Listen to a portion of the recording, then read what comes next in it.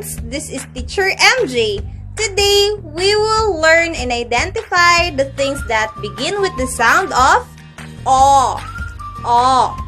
O. Are you ready? Let's begin!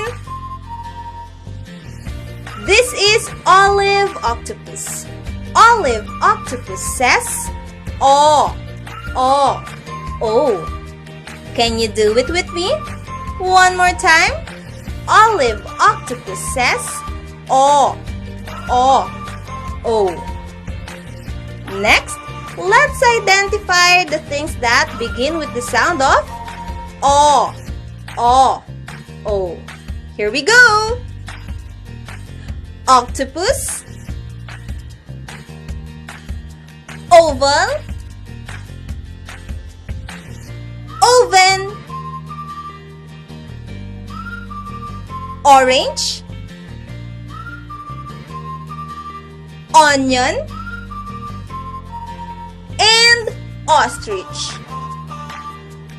Good job! Are you happy? Thank you so much for listening and watching. See you again!